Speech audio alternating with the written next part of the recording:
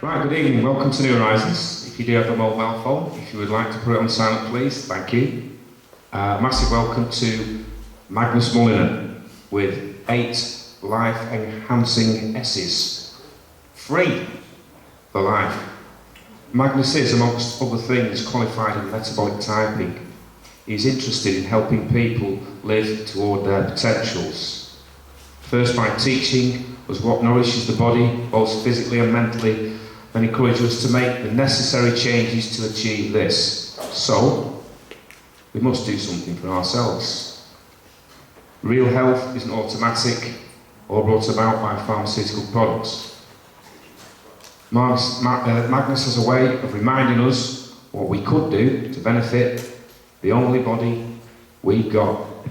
Papers and pens at the ready. Magnus Mulliner, thank you. Thank you very much. Good evening, everyone.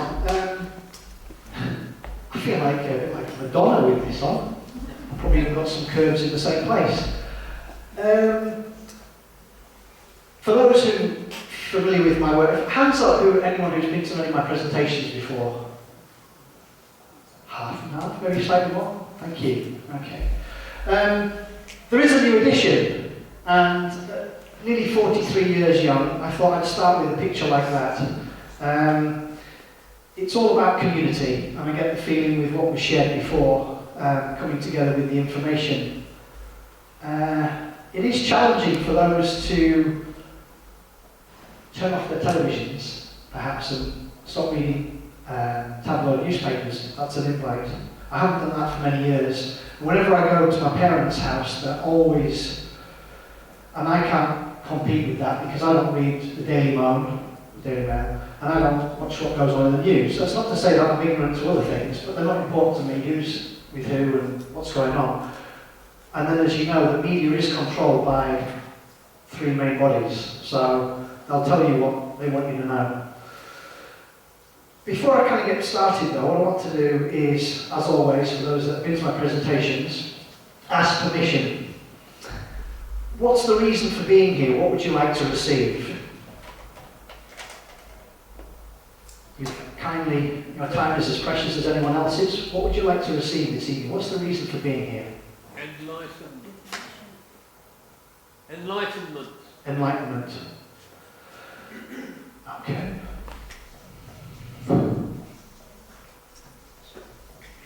It's probably a journey, that one, but thank you. Anyone else? What's the reason for being here? What would you like to receive? Focus. Focus.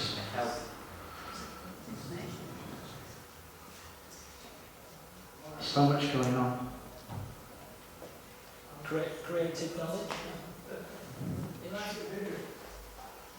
This is just to prompt me to go through them. You guys, that's all right. Yeah. How to achieve a nutritional balance for the body or something like that? Balance. It's funny because this is probably going to be one of the few presentations I give where I talk about food. But detox.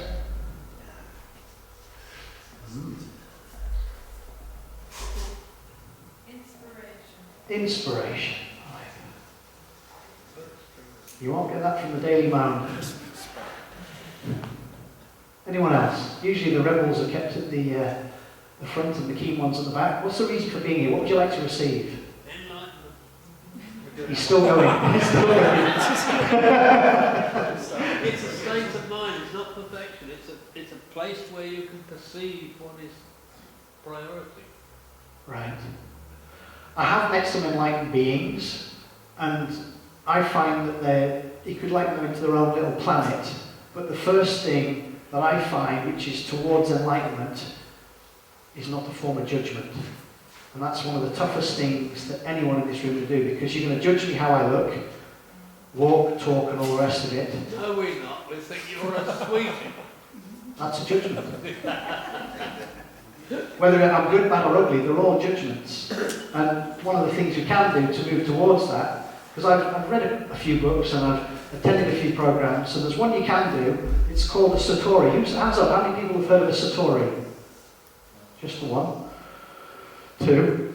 Well, do some homework on anything I remind you here. A Satori is an event where you go, I don't want to steal the thunder for it, you spend moments with other people and you're invited on a journey to find your truth. So you're not buying into any mantras, any dogmas or anything like that. And my example, when I was in Alberta attending a Satori, tell me who you are. And so it was backwards and forwards with lots of different people all the time. And eventually, wham! Something comes up. My enlightenment bit was, I don't give a shit what you think about me. But that was a lie. Because I do. Because every single person in this room, it's alright, you keep moving around, every single person in this room behaves in a fashion to gain approval from others. I'll say that again, but maybe differently. Every single person in this room either dresses, talks, walks, behaves in a certain fashion to gain approval from others. And, as an addendum to that, some of these people you try and gain approval from can't even stand. And you probably even, let's label them, hate them. And yet you're still there trying to get... Are we being serious? Being serious is passion, then it kills people. And that's why I'll try to move into Libya. Let's not be secrets about it. Enlightenment is a journey as far as I'm concerned, and don't get stuck there. Okay, anyone else before I suddenly open the doors and remind you people the 8 essential S's that will enhance your quality of life and cost you absolutely nothing. Going once?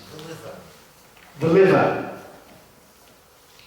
Very important organ. It's the second biggest one in the body. Freedom. Now that's an interesting one.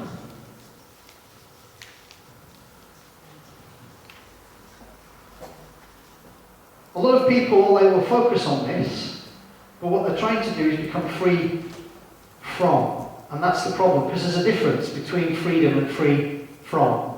Trying to avoid things. But freedom, I believe, well, I point to this, where is the mind? The Buddhists say it's here, some people, I don't know. But freedom, to be mindful of, or if you're trying to be free from, or do you believe that you are free? Because you do have moments where you are. I'll go through these S's. I've got an honest moment for you, and some of the questions I ask are going to be rhetorical. How many of you people are happy with the way you look and feel? Hands up. Be honest. How many people? Excellent.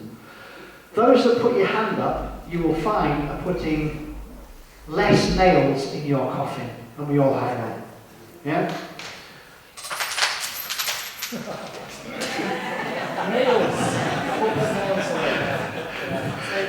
Is that money in these coffers?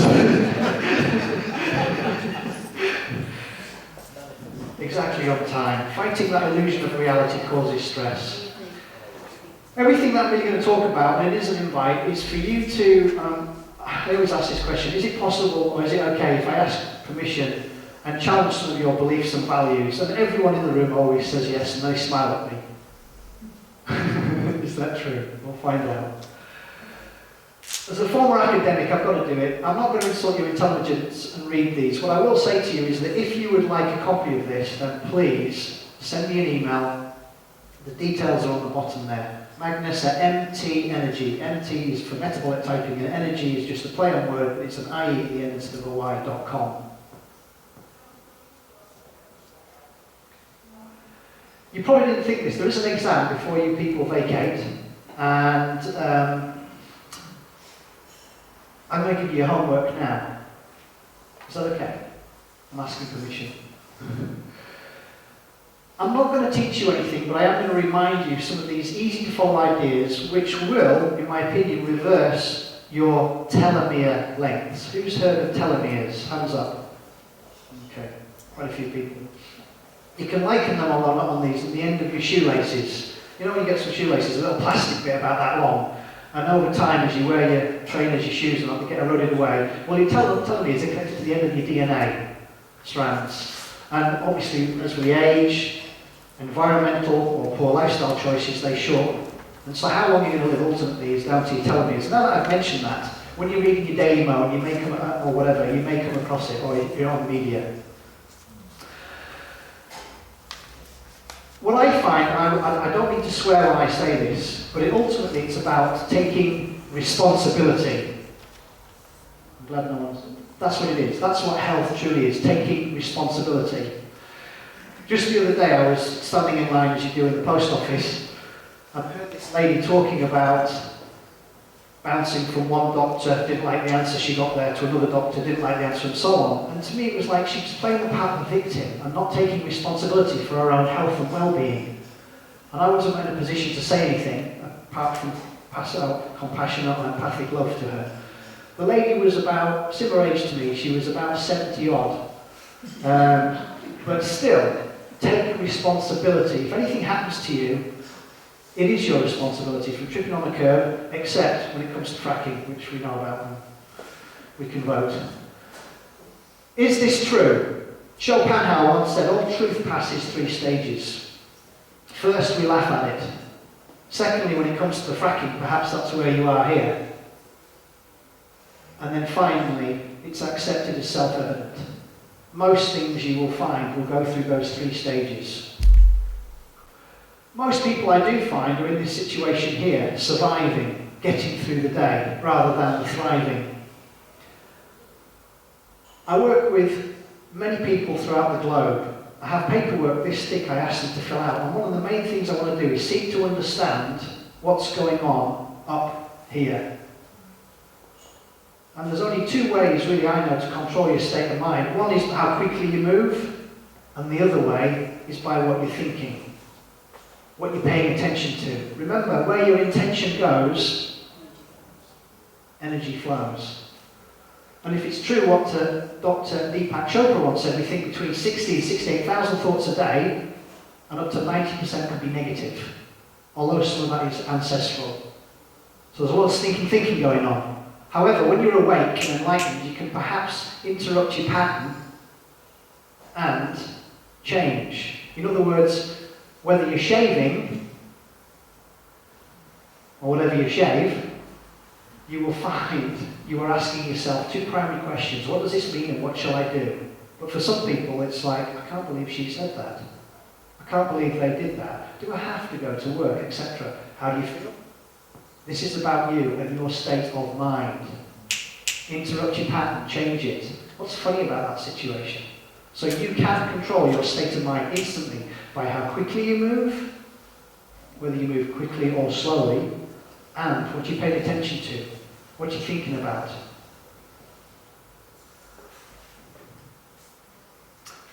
Welcome. We're going to talk about the 8. How you think, act, and feel. These are habits. We're very good at this. How many of you saw the picture of my young family? I think that's how I'm going to perpetuate my youth by having another child. No, that's it. No more. Second time I got passionate with my wife and I paid the price. Look what happened. So, how many of you people actually do this though? Or, as I mentioned before, is it this? Because in order to form this, you've got to try and do this. And the greatest teachers I have, and you saw the picture, are my kids, because I spend a little bit more time than other kids, because we're all children. We might carry the persona of an adult, we might even dress like one, but we're all children. To the degree that we forget that causes us stress. My wife will remind me, because sometimes I behave like I'm 16. So we want to control and predict things. We want to do that with the weather, we want to do that with our counsellors, we want to do that with the fracking. All the time we're trying to control and predict. It doesn't mean not to do anything, rather than just sensing and observing, because with that, you're then more enlightened and empowered to make smarter choices. But most of us live in the react. And if you find yourself reacting at any time, the mind is split up into two parts. You are going into what's called the subconscious. So just be mindful of this. So here's part of the homework. Well, what you can do when you leave here, rather than trying to do this about your husband, your wife, your respective other, just sit back and watch. Like a fly on the wall. Does that make sense? It's part of enlightenment. Yeah? I don't know. Good. So in which case there'll be no judgments and no more nails going in your coffin, and you will live up to 120, 130 years young.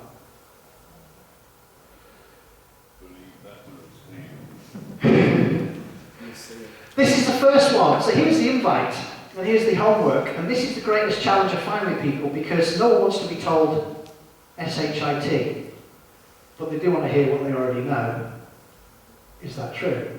As soon as you wake up, as soon as you turn on your, I call it like a computer, you know when you turn your computer, it goes through the ramifications. As soon as you wake up and you start to become conscious, all you've got to do is smile. And what I mean by that, because remember this is controlling your physiology. Remember I mentioned before, there's two ways of controlling how you feel. One way is your movement. And just by turning your mouth at the side, that costs you absolutely nothing, instantly you will start to feel good. But for most of us, we're stuck with our mouths doing that, because we're thinking about what the government's doing, or next door neighbour, or the person you work with, and so on. And please remember this, if nothing else. Anything and everything that occurs in your life is but a reflection of you and your level of enlightenment and consciousness. So if you do not like what you see, hear, feel, and those are just some of the senses that we have, that's because there's less peace, more peace out there. So our external is but a reflection of what's going on internally. Does that make sense? Yeah. Yeah? Do tell me if I come out with some profound sagacity on nefarious proclivities, which you don't understand, because I want you to understand. It's simple, basic stuff. It's none of this is complicated. Children, there was some research I read years ago, laugh over 300 times a day. Be honest with yourself, how many times do you laugh per day? It costs you nothing and makes you feel good. Who's heard of oxytocin? Yeah? Giving people hugs, I must have given a few since I've been here. I felt good just walking into the place. I can't stop laughing. And that's when you look in the mirror, and that is enlightenment. There you go. That's amazing. Laugh at yourself. Stop taking your life too fucking seriously. I nearly swallowed, but I didn't, because my wife said you've got to behave yourself this evening. So just be aware of how many times you do this. And what you focus on, laughter. It's like wearing a pair of glasses, and I've done it before. I got somebody out. Somebody in the audience who would like to demonstrate this. Somebody close to the back who can prove 1 point, who's never been to any of my presentations. Who can put their hand up before? This will be fun. Come on out. Let's have fun. Come on out. Anyone? Yeah, great. Thank you very much. Give this man a round of applause so he's controlling. Okay. This is just an example of what happens in your life every single day. Take your name? John. Okay, turn on the face of the audience, please. Okay. What colour is that? Floor colour. Yeah. What colour is it? Yeah, brown. Brown. Okay, what I want you to do quickly, I'm going to give you 6 seconds, just look around the room, notice everything that you can see is the colour brown. Quick, 6 seconds. Look around and behind you, everything that's brown that you can see. Quick. Yeah, And close your eyes. Okay. Now what I want everyone else in the audience to do is just to remain quiet. And please don't cheat, okay? I'm going to ask you in a moment to run through, in the order and the sequence that you saw everything, that there was the colour blue, with your eyes closed. But don't open your eyes, okay? So everything that you saw in the room that was the colour blue, but keep your eyes closed. Keep your eyes shut. I can't do that. Keep your eyes shut, you can do that? Yeah. Okay. With your eyes shut, give me anything and everything in the room that you saw that was the colour green. Anything that you saw that was the colour green. Okay, with your eyes shut then, give me anything and everything that you saw in the room that was the colour red. The church. Well done. Keep your eyes shut, that's fantastic. Anything else? The fire door. The fire door. Okay, keep your eyes shut. Give me a colour, anyone from the audience, that you would like this gentleman to find. White. Anything that you saw that was white. Ceiling. Well done. Notice though, it's very sharp, this is also going on memory. Okay? What about anything in the room that you saw? This will really throw him out. African violet, purple. I think the curtains. Okay. Yellow. No. Okay. What I want you to do is to open your eyes and notice anything and everything in the room that is the colour green. Anything that you can see is green. Point it out to me. Anything that's green with your eyes open. Same colour. Yeah, the sign. Got a few green tops here. First aid box over there. There are some flowers over there actually. I'll look at the fake ones. Yeah. Green box, okay. Anything in the room that you saw that was red, you got spot on for that. Anything that you saw that was, I said African violet, but there's African violet. It's, one of my postcards was a Loughborough. If you ever said purple, you get slapped. It's African violet, beautiful colour. It's actually to do with creativity. I used to have a band with that. So colours have got vibrations. Not mauve.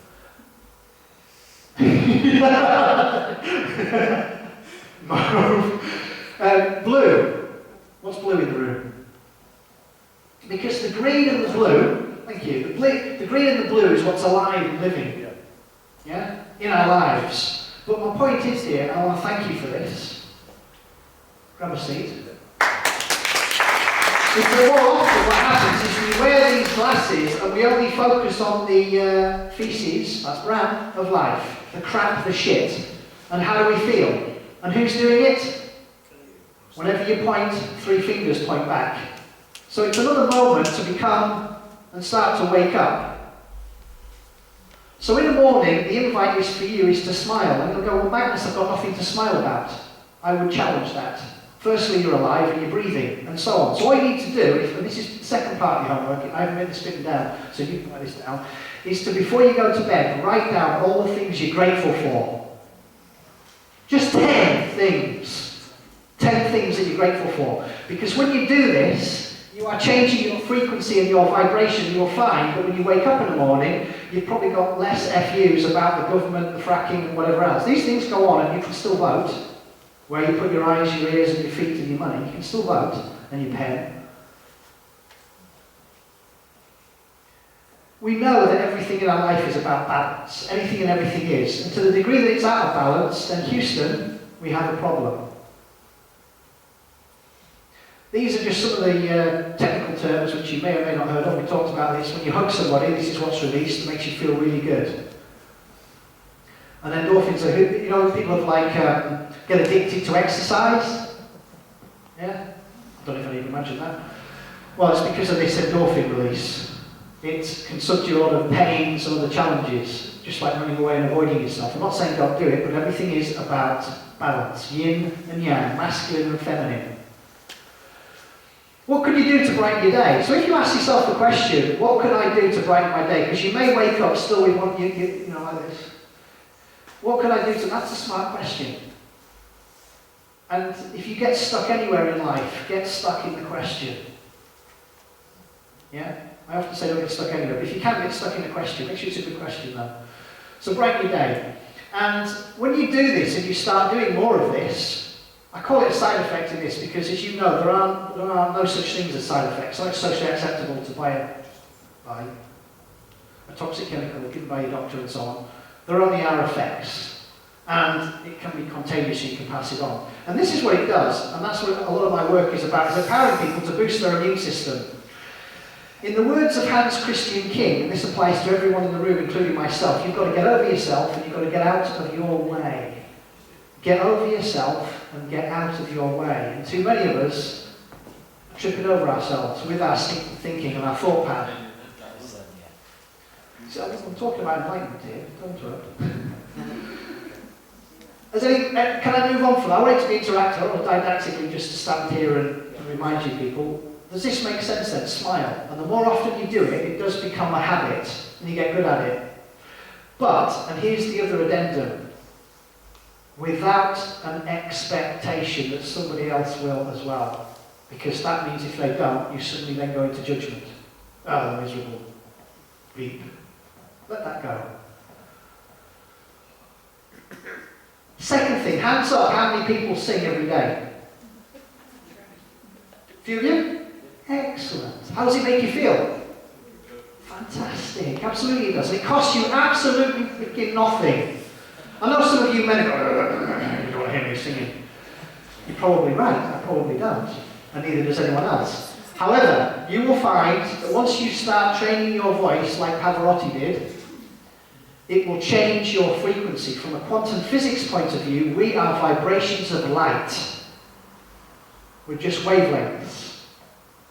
And you will change that by finding that within your own. And all you've got to do is sing. I don't care if it's Demis Roussos, if it's ABBA, Nana Muscuri, I don't care. As long as it's, sometimes, I've got to be honest, I sing Christopher sometimes, and not Lady in Red. That's a very poor example. Although it got to #1, it's a very bad example of his work. Don't pay the ferryman, don't even fix sale price. Who's heard of you've heard of Christopher, haven't you? He ran off with his, yeah, okay. Who reads the Daily Mail?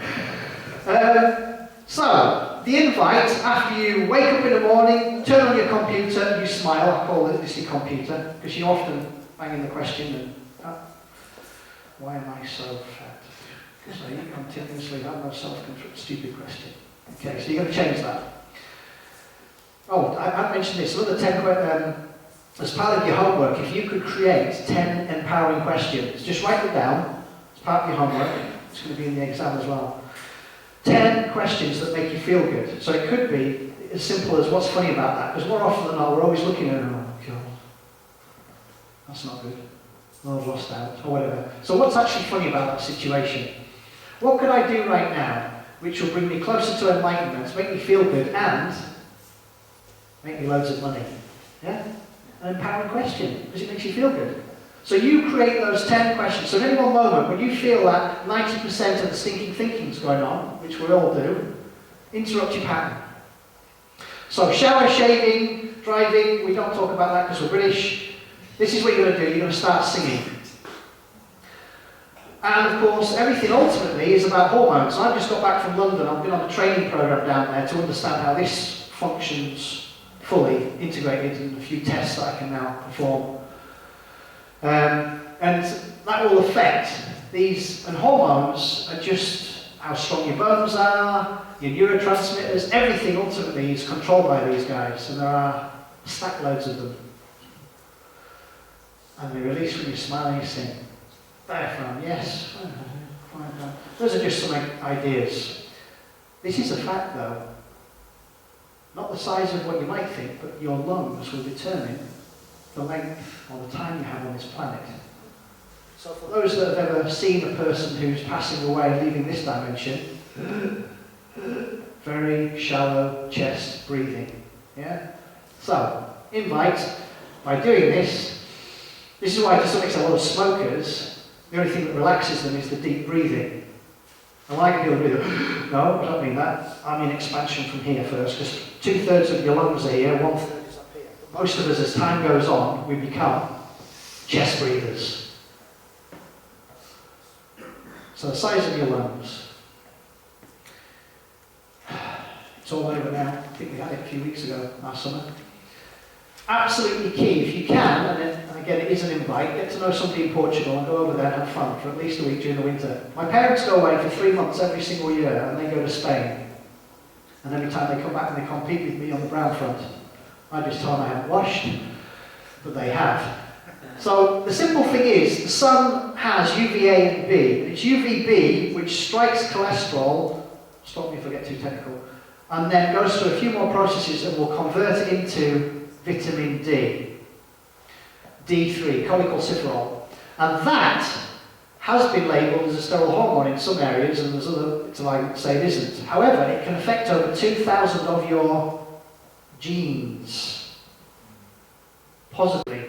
And, as well as use of magnesium, it does so many wonderful things, makes you feel good as well. Some stats here, isn't there? Look at that.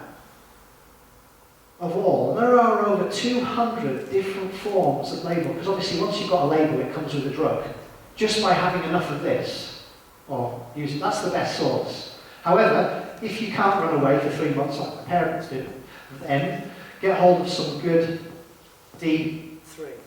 The most bioavailable is usually the liquid form. You can go to this thing here. I don't have any shares in it, grassrootshealth.org, or you can go for more information on the Vitamin D Council to do more due diligence, and you will find that you can buy your own test kit. You can go to your doctor, and if you do go to the doctor, they use a different measurement.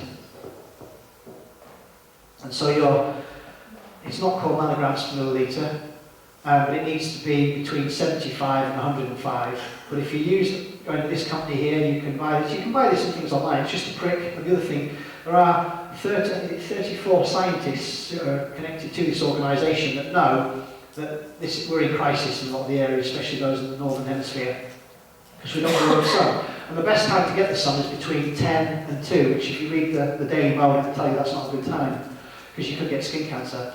And yet some doctors work with people with skin cancer, getting them in the sun. What do you think about that? So listen to the doctor within.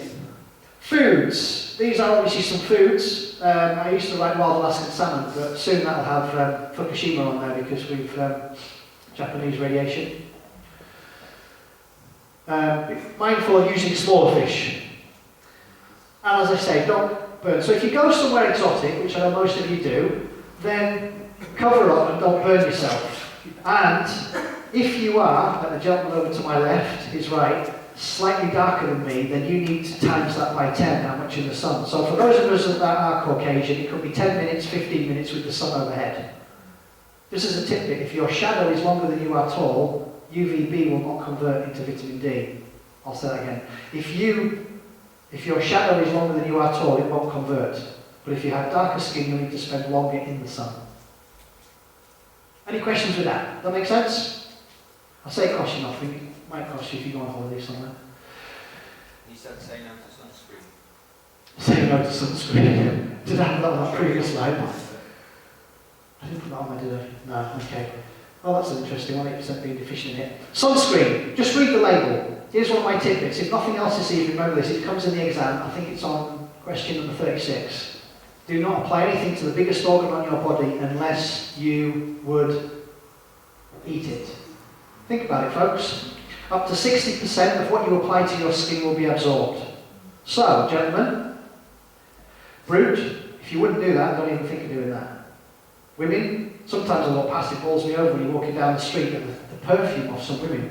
And usually it's because they've got some serious health challenges, whether they've got, I was going to say alopecia or something else, halitosis, bad breath, and because of the stomach and small intestines and large intestines not functioning properly, they'll also give off other smells. They might have food trapped in their mouths, whatever, because they've had their molars removed. Whatever the situation is, they'll go with the perfume. So unless you would eat it, please do not apply it on the biggest organ on your body. That can save your life. Just that little tidbit alone. Emotion is created by motion. As I mentioned before, whether you choose to do Tai Chi, yoga, Pilates, whatever it is, this movement will, well, movement is life, will energize you. When I say that, if you move quickly and you feel tired, you move too quickly. That wasn't the right speed for you. But I think everyone in the room could stand up and could do Tai Chi movements, go to a Tai Chi class or a yoga class or what have you, and you will live longer. Do some gardening. Yeah? Any of these movements, because what normally happens is once you retire, you then put more nails in your coffin because you become less active, and all of a sudden your grandkids and all start being a complete circle. Oh, it's all right, Grandma, you don't need to get up, we'll get it for you. No, get up and move around. Movement is life. I've got that written down somewhere. It's in the exam. So these are just some ideas of things you can do. But my tidbits here, if you find that you feel tired afterwards, then you worked at a too high intensity. Sperm count dropped by watching, there you go, lovely research, Journal of Sports Medicine. We were, as I say, designed to move, and I don't care how young you are. Quick movements will extend your life. Now obviously if you haven't done any quick movements, you might want to have phone a friend or ask the doctor or what have you, build up slowly. But for someone like myself, I'll just get out the door, sprint down and come back. And I feel energized. And at 43 years young, or soon to be this year, that works for me. But then I've been doing exercise for, well, a quarter of a century now. So movement. Oh, I didn't mention diet. Who wanted some balance with the food? What I could say about the food is that anything that has a shelf life does not have a self life. If it comes in a tin and you feed it to your dog or your cat, you're killing your dog or your cat. Why? Because it doesn't have all the nutrients required. My parents have some cats, they feed it raw liver, raw kidney. That's what they live on. Now and again they might get some chicken scraps. So, tell about the clock, what we've been eating. Look at our teeth, the hole that goes from that to that, because it's just all tubes that go through. You will find that we've been from fruitarians, we've been eating fruit, we've been eating vegetables, and we've been eating meat. And if we didn't eat meat, our brains wouldn't be as big as they are. So you need to find the balance of the right macronutrients of fats, proteins and carbs. The amount of meat or fish you put, or poultry on your plate, mixed with your vegetables and fruit. What about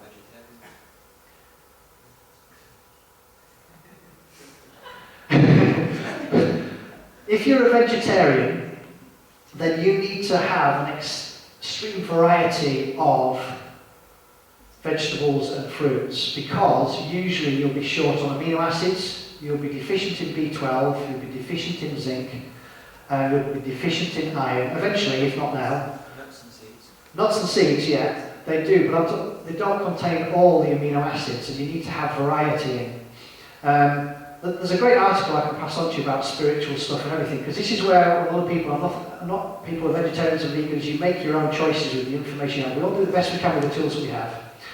There's far more death and destruction goes on to feed the plants than we could even think of creating on land. And I'm not condoning the stuff that goes on with the animals and all the rest of it. Get to know your local farmers, think globally but act locally.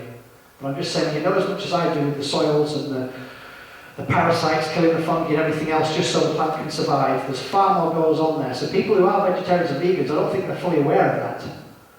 So killing and destruction and everything else, it's a cycle of life. It's how it's done.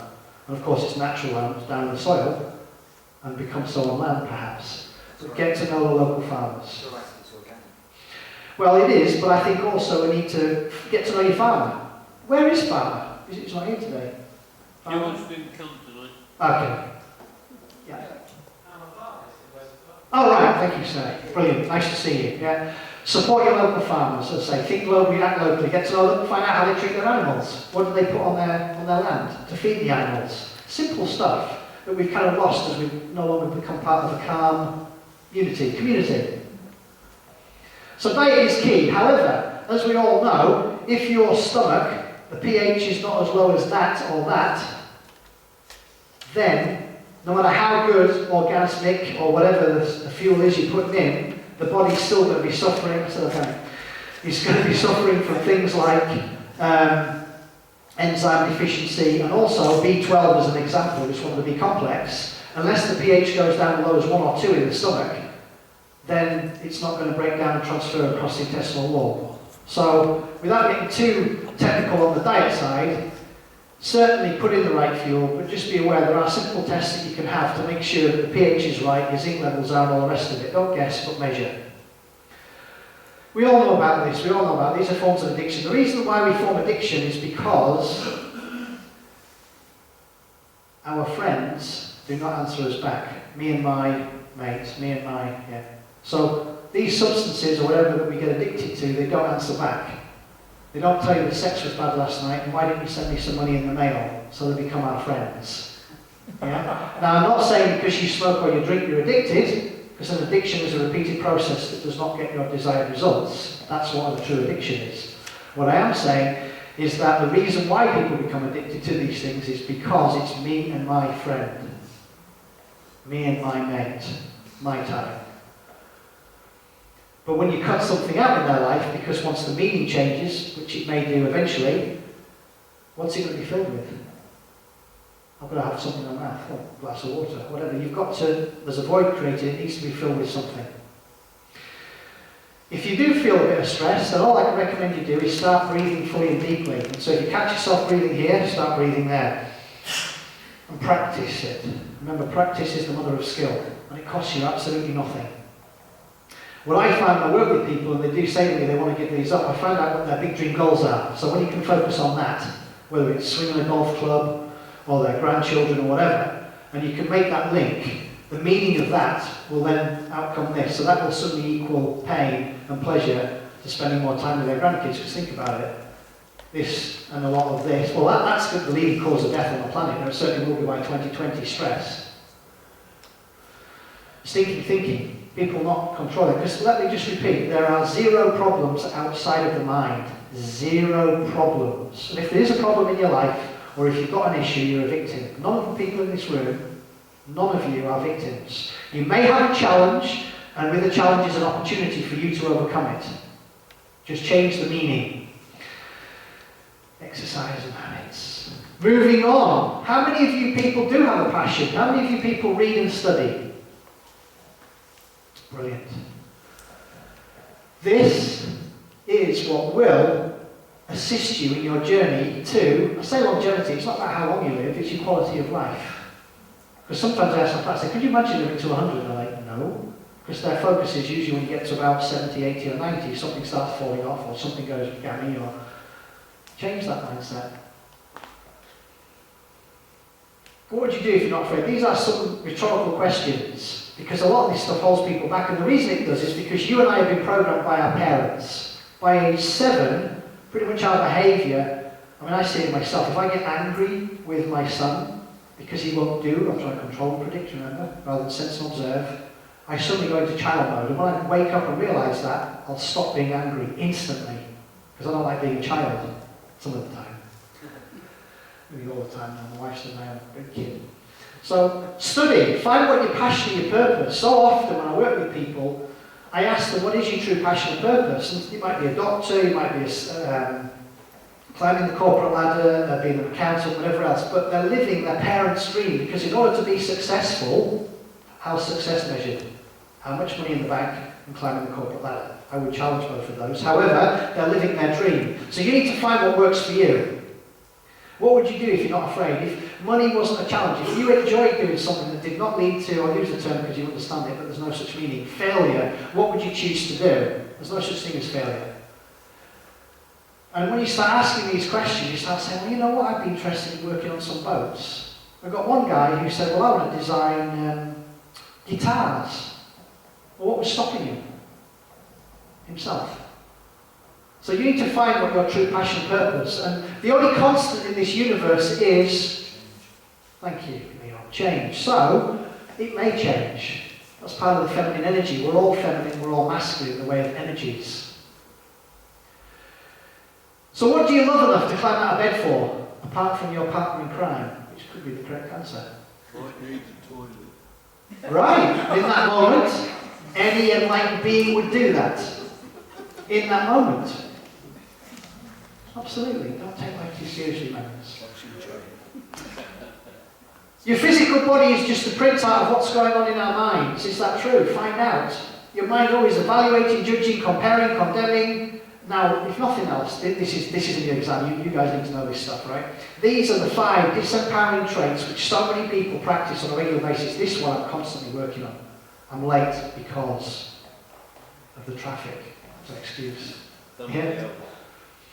So if you catch yourself criticising, complaining, worrying or fearing or gossiping or excuse making, freaking stop yourself. You're disempowering yourself. Yeah? What's wrong with it? There's nothing wrong with it from an enlightened point of view. In my opinion, you are giving away your power to others. Don't do it. To the degree that you want to get closer to. I find with I know these are just labels. You know if you're in your power when you're doing this. There's a classic doctor, the late Dr. Stephen Covey. Who's heard of Stephen Covey? He wrote The 7 Habits of Highly Effective People.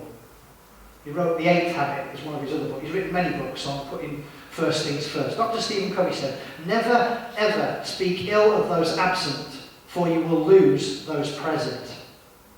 So if somebody comes up to me and they're bad-mouthing somebody, that tells me nothing about the individual they're bad-mouthing, nothing whatsoever. It tells me about them and their state of being. I'm not saying that they're lying and it's not truthful what they're saying, but it tells me nothing about the individual and everything about them. It's part of taking responsibility. Does this make sense? Yeah? So when you catch yourself doing any of these things, instead of doing this, which is closer to that, which again will release more oxytocin than all the other things, interrupt your pattern. You knew it was going to come up. Didn't you? Tell me you knew this was one of the S's. The gentleman there is not smiling. Oh, there he is. Good. He hadn't read the first word. He is ready now. We were born from an act of sex, for crying out. I know we're British, we don't talk about it. The door's going to be closed and the lights have to be turned out. How freaking boring. There are some stats here. If you're between this age, which nobody is in the room except me, that's how many times a year I have sex. And if I'm between that and that, I go, oh my word. Jesus. I've got to be honest. 69. It is one of those main pleasures, but we get so kicked up about it. What is going on? And obviously it's one of the first things that's compromising our libido.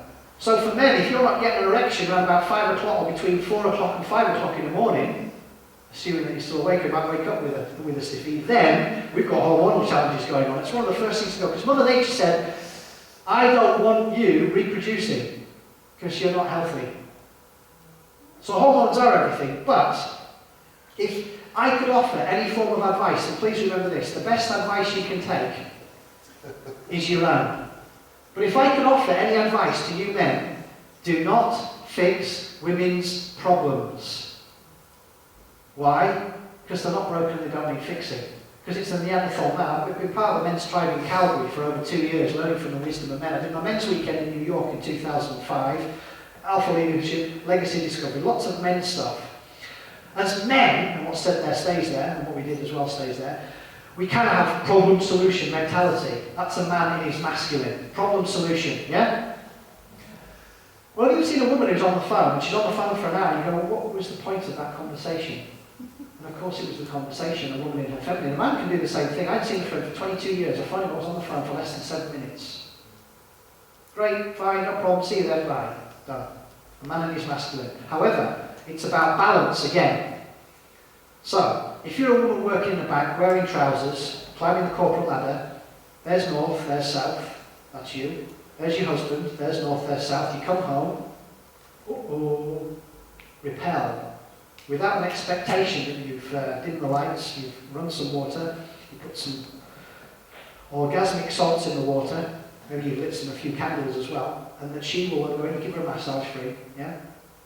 That she will go into a feminine and then change the polarity. Now you can also go into your feminine, but you can play with these energies and they're beautiful. So please men, don't fix women problem, they're not broken, just become a great king listener. Well, my wife and I'm driving along, she tells me, gives me directions. Instantly it's like press that red. Can you relate to this, men? Yeah? You're told what to do? So, if you're a woman, please do not tell your mom, invite them. Oh, honey, right? You know, use humour, whatever. But please do not suddenly take on the masculine, inner masculine. That's just one example. If you would like to learn more about these energies, I'll invite you on a journey to read David Deda's work. That's D-E-I-D-A, David Deda. One of his books is called Dear Lover. Dear Lover. Intimate Communion is another great book. I've studied over 9 of his programs in Canada. Another great book is The Way of the Superior Man. And I recommend women read it as well. The Way of the Superior Man. Great book. Explains about the energies. It talks about how it was with the Archie Bunker stage 1 man. Comes home, where's my food, woman? Slippers by the door, yeah? Stage 1. All spine but no heart. And the woman's going, well, you're not going to have this, you know, it's just play into play is so negative. Stage 2, man and woman, they sit down and they discuss it. Do you think we can touch one another now? Is it okay? Stage 2 is far better than stage 1. And a stage 3 man obviously has a spine and a heart, and obviously is a great... Because you and I all know that it's far easier to do this than it is to shut up and to listen without offering solutions. So those are just some examples. One of my mentors is a Kung Fu master called Satyen Raja, and he studied a lot of David Deda's work, and I've read, as I said, most of his books. Fantastic man, incredible man. You can watch a few YouTubes with him on, actually. Right, I would like to end on sex, because we're going to have a tea break. 15, 20 minutes. So I am conscious that I do want to run through some of these. Some of these things I may not touch on. The liver is the second biggest organ in the body, and obviously if this is affected, then the liver is. And if this isn't functioning properly, then your bile's not going to be working properly. Your kidneys are going to be out of sync. So there are things you can do about it, like milk thistle is there not to detoxify, but to strengthen the liver. That's something that can be useful. But ultimately I want to know, what are you doing which is compromising this? Because that is the main detoxifier in the body. Inspiration. Ask yourself the question, if I could choose to do anything, delete the failure, what I choose to do. Find what your true passion or purpose is in the moment. The body is constantly doing this, it's never not doing that. To detox, what you've got to do is drink more water. You need to breathe properly, you need to think properly, you need to eat properly, you need to sleep properly, you need to do enough creative movement. Those are called the 6 principles, which if nothing else comes in the exam and is important. How you think, breathe, drink, eat, sleep, and undertake creative movement daily will determine how long you live, period. Creative movement, by the way, is this. Any questions then while we go into the tea break? Before. One question, Magnus. Women, what about those who like a bit of dogs and deep treats? A lot of women that like that. Is that what you're asking? No. Right. No. They don't like it. You've got to. This is challenging for a man to do this, but to feel into a woman. Rather than asking the question, to feel into her and find out what her needs and requirements are, and for you to be of service to. Most men, what's in it for me? Yeah? So if you can connect with her heart and find out what she requires and where she likes to be touched and all the rest of it, it might just be massaging the feet, it might be an Indian head, whatever, and start on the heart and then you may go somewhere else. But that's, you know, I have no relationship skills, I'll be honest with you. And I get it right 1 out of 10. But I never take things personally because that's not my job to do that. And I accept my reality and go, in that moment it didn't work, but moments later it may. Yeah? Thank you. Have a little break. It's all food for thought and thought for food. So far we've got the 4 or 5 that I've covered. Has anyone got any questions that I can direct to somebody else? Is there anything that has come up that you would like to share? And usually when I ask about questions is that if you've got a question that you feel everyone will benefit from, there's a difference between being selfish and being self-wise. Yeah? So questions that you and others will benefit from. Oh, shall I just crack on and talk about sex again? There we go, a few more There slides. is a very interesting book on free on the internet, Magnus, about sex, and it's saying that that men in the warm months should only ejaculate once every 5 times a minute, and as the year progresses, once every 10. And in the winter, man shouldn't ejaculate at all because it drains all your energy. What do you say about that? Well, it does. When you say it drains all his energy, there's dopamine will drop. A man will become less focused. Zinc. Use zinc. It's not just about zinc though. Everything works together.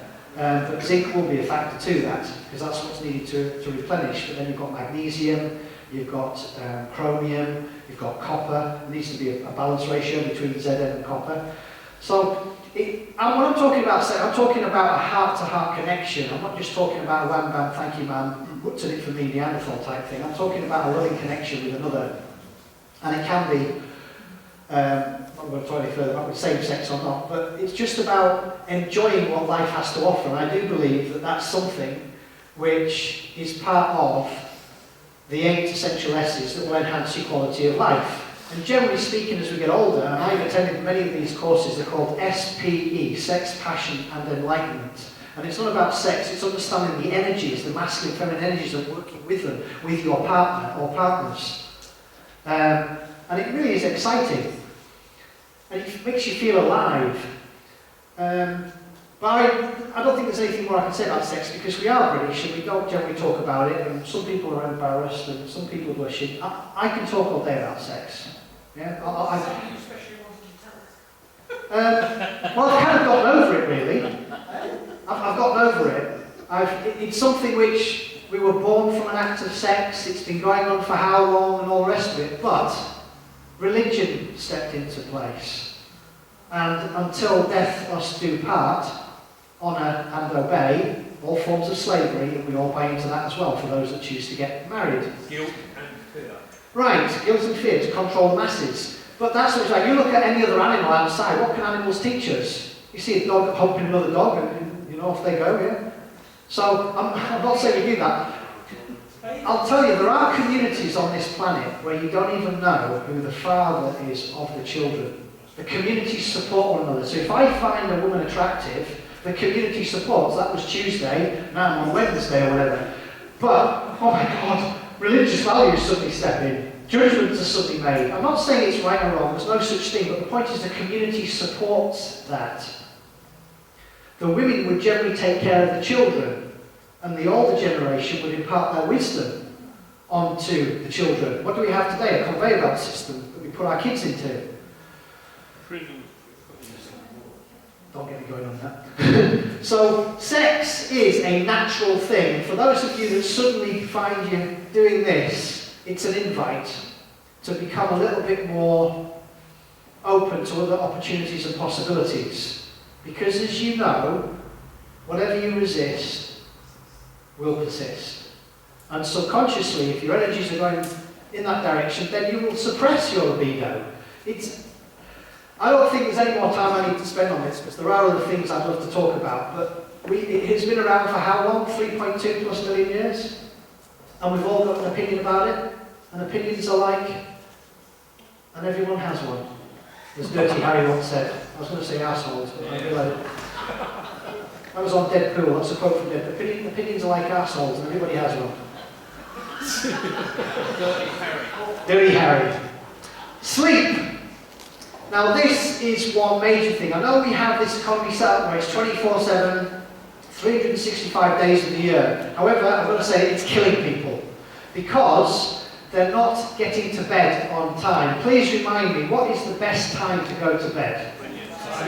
When you're tired? Right answer. I like what you're saying though. 9 o'clock. 10 o'clock. I say 10 o'clock. You've obviously watched the recordings. This is I know. Read the book Lights Out by Wiley. It's in your reading list. Sorry? You want me tonight? No, not before sex. Okay. 2 hours after the sun went down, we went down. So where we're presently living, as it starts to get darker, I need to go to bed now. Sex is over. During the winter period, we'd be going to bed about 7:30, yeah? But during the summer, we'd be going to bed at 11, 12. As an average, we say, or I would advise you to go to bed at 2,200 hours. If your cortisol, stress hormone, is high, your melatonin recovery hormone is going to be low. What I mean by that is these things, you've got photoreceptors on the skin, and any light that shines on here tells the body, get up, you're going to be fine, you need to move around. So cortisol is produced, the adrenals, at the top of the kidneys there. And they get you out of bed in the morning, or not for some people, giving like caffeine. An invite, instead of having that, go and have a cold shower. That will wake you up. And that will stabilise things probably a lot better, okay? So, sleep, it is on there, it is at your exam. Usually I find, like my grandmother, she's 93 years young, and she goes to bed around about 8:30. And she sleeps and gets up around about 6.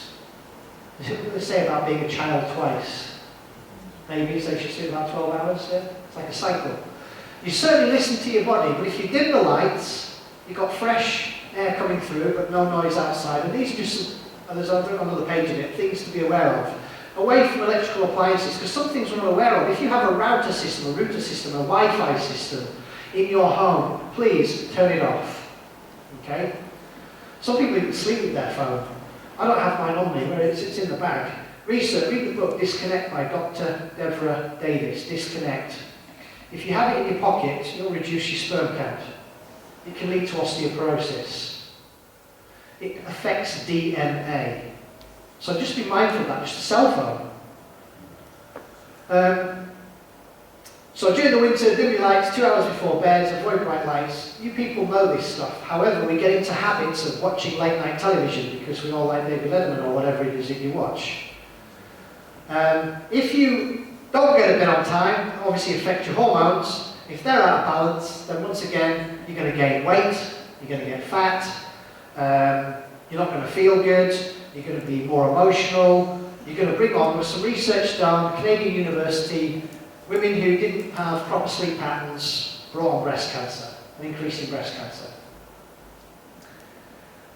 In my opinion, that's another presentation, cancer is not a disease, it's actually a survival mechanism, but it gives you the opportunity to change your direction. Caffeine has a half-life, depending on how well your liver's working, of between 4 and 6 hours. So nothing after 3 p.m, I say 1 p.m, with caffeine. Alcohol, more please, no? Cortisol release, which will stress the hormones. The glycemic index of the foods that you eat before bed. So if you go to, I would say that you don't drink water or liquid after, say, 6 p.m. if you find you are waking up and having to go to the bathroom once or twice. Just try that, see if that works for you. But if you're eating a lot of carbohydrates or vegetables or fruits, like we do, before going to bed, that too could be a factor. Practice some meditation, deep breathing. You might have guided meditation. If you're very feminine, if you've got a feminine mind, men or women, when I say feminine, I'm talking about the energy, not as in woman. Then you might find a guided meditation would help. Reserve your bed just for sleeping, and previous S. That's boring, man. Find other places. We talked about the router system going off, leave your window partially open, yeah, meditation, slow breathing, in unchlorinated water. I recently had what's called an EPP, an environmental pollution panel test. It cost me a lot of money, but I'm worth it. And it showed some styrene in my results. And unfortunately it's in the water. Now we have a filter system, but that tells me that I need to get a reverse osmosis system put in. And if it's in me, it's going to be in my wife and my kids. So, anything that you people would like to ask questions about this? Sleep, absolutely essential. I nearly swore there. Say again, sorry. It's a carbon filter. It's about that big, and I buy it from a company local in Staveley called Bushy Tail. And I've had that filter system for years. But because I was speaking to the guy with my results over in interview book, Mark Schultz, Dr. Mark Schultz, he said that if I didn't have those readings on my EPP panel, I've actually got the results here actually, then he would have known there'd be something wrong with my immune system. And because I offer this test to my clients, it's a £300 test, £350. It's very detailed and can be. It can tell you a lot more about you, what's going on that you're maybe not aware of. Magnus, is it best to have the bedroom as dark as possible? Thank you. Is that not on there? Again, with photoreceptors, cortisol's released. If cortisol's high, melatonin's low. Melatonin's a recovery hormone released from the pineal gland center of the brain. Then your body won't fully recover from the activities of the day. And then, of course, then you get back on the front line again, and it gets on and on. And for most of us, it just takes time to compromise our immune system. We've got to work at it, and we get good at it. So, taking responsibility, listening to your body. A simple tidbit here. Do we detect light up here? Detect light. Third eye. The third eye. Pineal gland, yeah. You do, but you get it all over. So one of the worst things you could possibly do is wear sunglasses. Never wear sunglasses. You need the full spectrum of light to come through your eyes. Now obviously if you're skiing or you're sailing, you've got refracted rays, then wear sunglasses. But sunglasses will lead to all sorts of eye challenges and health challenges because the full spectrum of light needs to come through our eyes. I haven't read much in the way of how that works with the light there. I just know that your eyes see illusions. Dr. Quiet. Silence is golden. Less is more. We're called human doings. Oh, not But you get what I'm saying. So most of us chasing a paycheck, climbing the corporate ladder, living other people's dreams, stressing the mind. And this is what silence is. It's funny, you get this often. Imagine you were in a group together and somebody has to talk. And I used to catch this with myself until I started to become a little bit more aware of my own being. Always having to say something instead of just being silent and just sensing and observing.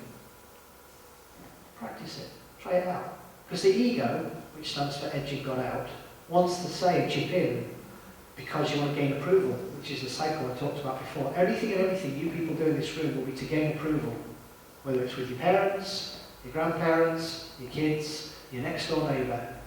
It's not right or wrong, just be aware. Well, that's ultimately is to get approval from self.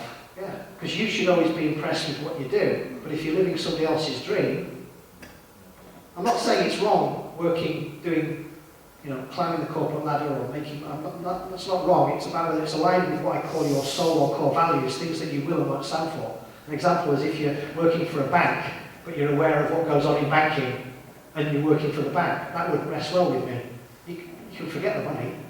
Working for Monsanto, you just wouldn't, just be aware, yeah, but I need to pay for it. But you're putting nails in your coffin through it. So, spending more time doing your own things. Time for silence. How many of you people would actually, when you wake up, you smile, you maybe have a shower, you start singing while you're in your shower, before you go out into the sun, and have some sex. I'll go through these reminders because they're all going to be in the exam. That you actually do a bit of form of meditation. Now what I mean by meditation, there's many different forms of it. I'm not talking about with your legs crossed in the lotus position and zenning out. I'm talking about you could be just staring at a flame, or you could be staring at some water, or you could just be at peace with yourself. Just have those few moments. Most of us are either having to read a book, read a newspaper, watch this. Just be aware of these things. They're not right or wrong. Do they serve us? So create the space each day just to silence your mind, and it'll go off. Oh, I need to find that person. Just come back to your breathing, or focus on the flame. Fishing is great for men doing that. That is meditation. There's some examples. 3 types of businesses to get involved in as a quick reminder. There's God's business. I say God. You know what I mean when I say God. I'm not religious in any shape or form. I don't support any religion. I spend a lot of time at the Buddhist temple over in Ulverston. It's not about Buddhism. It's just about switching off, recharging myself. So God's business will be the weather. And we get stressed about it. I can't believe that shitty weather out there. No, it's the judgments. Or it will be other people's business, where we get gossip. I can't believe you know. Just be aware, whenever you're in God's business or other people's business, let it go, just drop it. And then there's your business. What you said and did, let it go. How can you improve the situation? What smarter choices could you make right now? But only is the now. So those are the 3 businesses that I was alluding to. There's some more information I'm going to go through in a moment. I want you to remember these because they all come up in the exam, and I want you to pass with flying colours. So here's my question for you people. Of the list on there, how many of you feel you can go, yep, yep, yep, oh, yep, oh, yep, how many?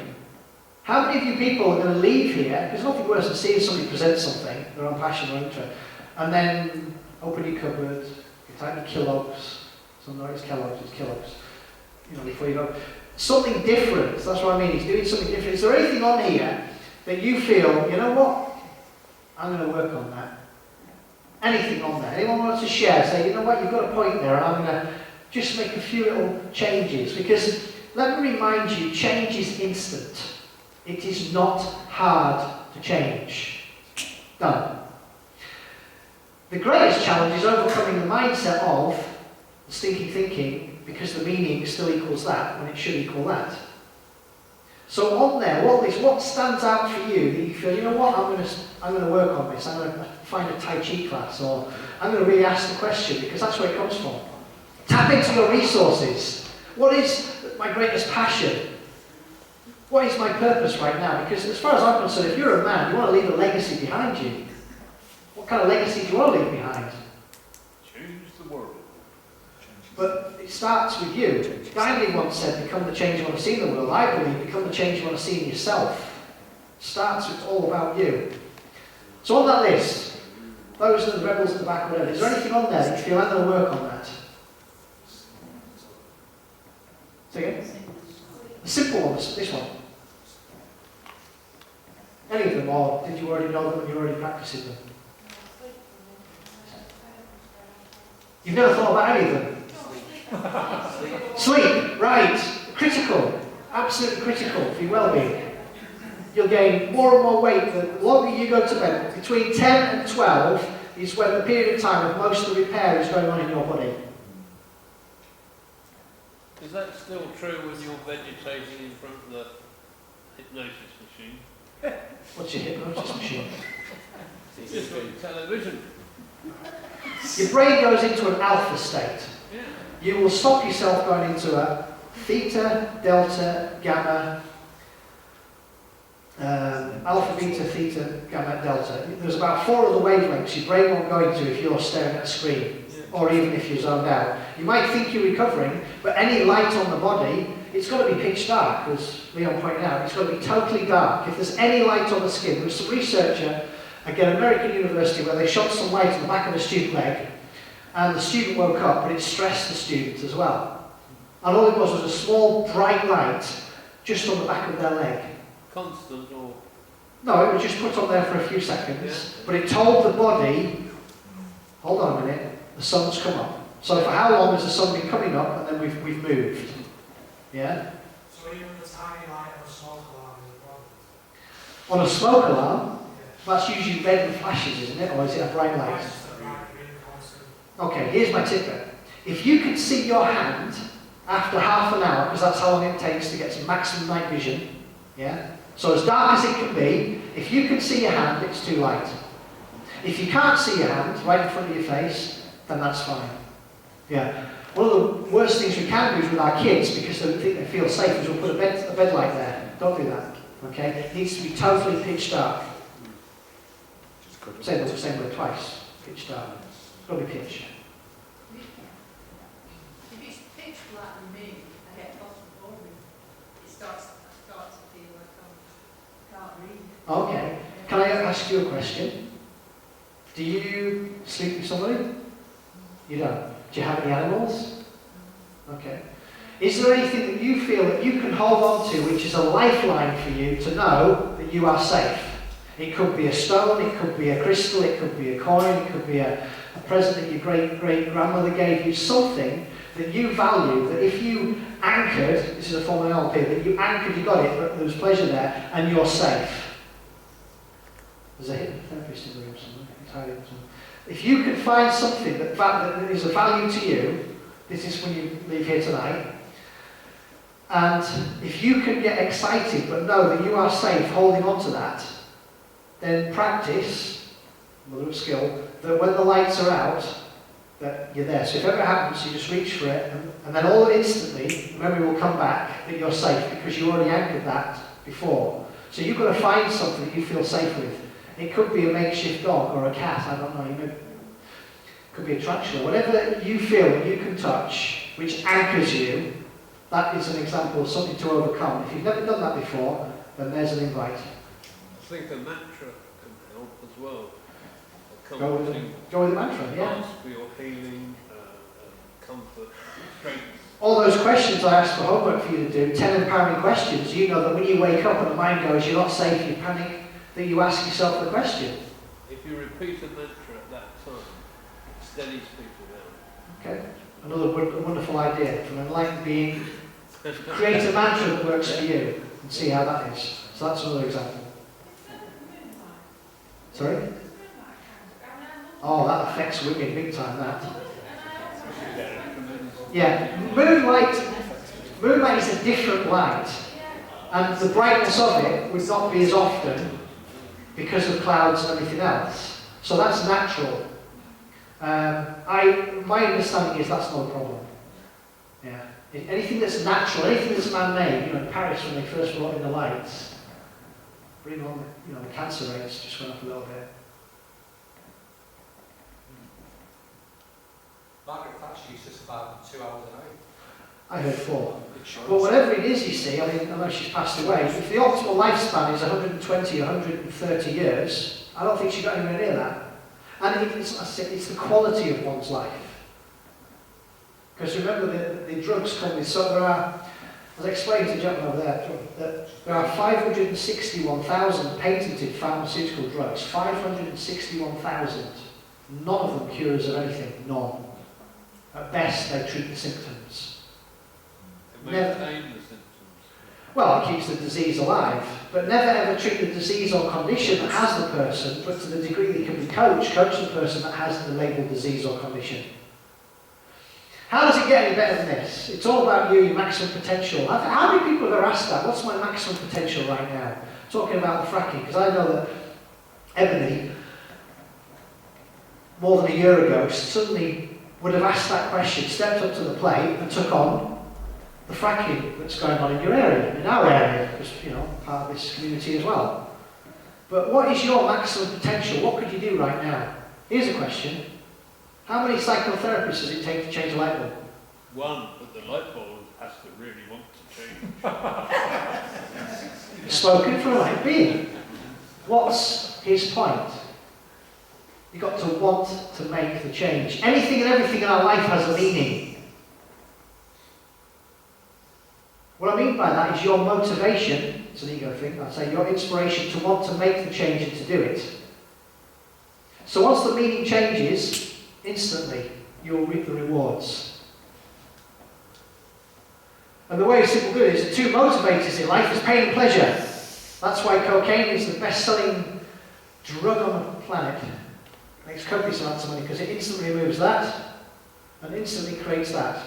But to me, it equals that. I've never even taken it.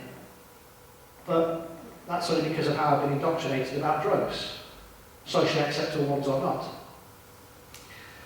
I've put on here that to heal thyself, life is a choice when you're conscious. For most of us, for 99 to 99% of our day, we are robots, acting out our subconscious minds. The subconscious is connected to the emotions. We can thank our parents because they did the best they could with the tools they had. Is it serving us? No. Time to wake up and have fun. I often put this on my Facebook. If you're not connected to me on Facebook, like Loz is here, then do. Because often I remind myself not taking life too seriously, because I share a lot of stuff from vaccinations all the way through, and how we need to wake up. But ultimately, you've got to follow your own bliss. I've got loads more slides, but on here, what would you like to leave behind? Or what would you like to take away from those things that I've just mentioned? Anything you think, yeah, I'm going to run with that? No, that's staying on the shelf. I'm not interested. Anything.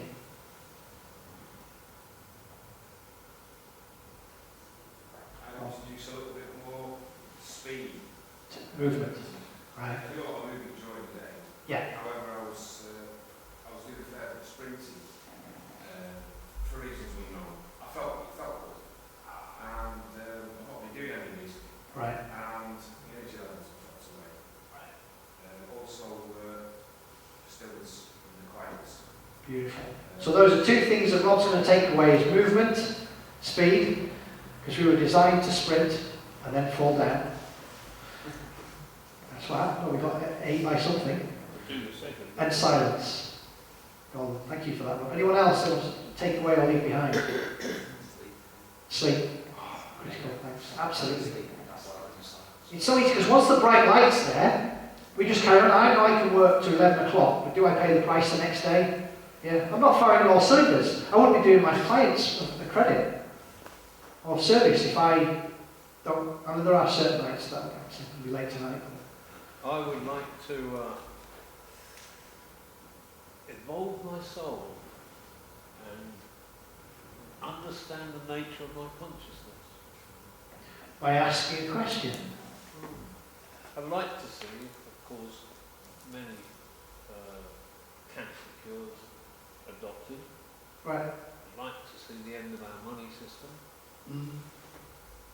There's a few ones. So remember that what we focus on is what we get. There's a quick reminder, Mother Teresa was once invited to an anti-war rally. She said, no thank you, but I will go to a pro-peace. What's the difference? So again, what are you focusing on? Whatever you focus on is what you get. So you're not resisting anything. Resistance is the first act of war. It starts in the mind. It empowers whatever you're fighting. Right. So we're not really fighting anything. Or if we are, that's it.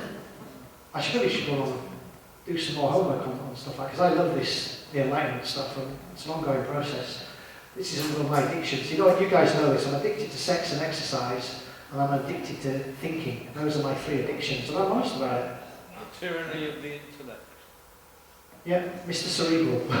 Mental focus. That's not an individual thing. I would say with mental focus, who's benefiting from it? Whatever you focus on, that's what you get. So my invite is to find, again, your passion or your purpose, and then share it, whatever it is, to those that want to listen. So if I can say then, creative knowledge is something that's part of the feminine energy, and it's something which I believe is dumbed out of us at school. To follow a system. I don't see creativity as a knowledge. It's an intuition. It's a gift from the universe. It comes from somewhere and it thunders into it. Comes from creativity. And it'll be connected to being in service to others. Indeed. Okay. Who's heard of Sir Ken Robinson? Hands up. Sir Ken Robinson. Yeah? John's heard of him. Google him. Sir Ken Robinson did a fantastic TED TV talk on creativity and how it's lost. It's actually, they've got it animated on YouTube actually, it's beautiful. But he's just such a funny man. He's an Englishman, he's living in the States now, and he's dealt with education for all his life. And you watch it and you go, oh my God, what are we doing to our children? And he gives so many examples to it, it makes me laugh.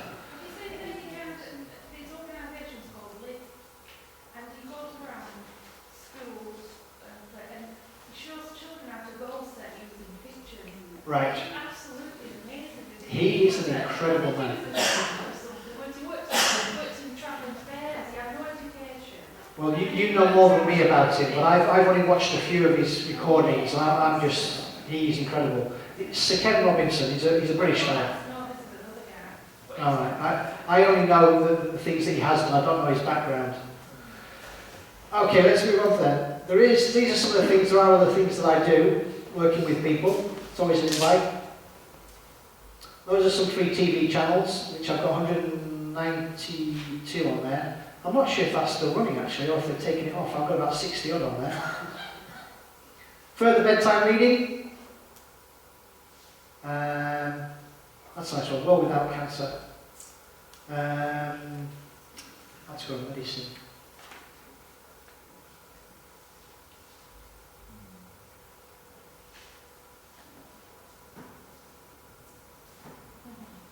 Wow.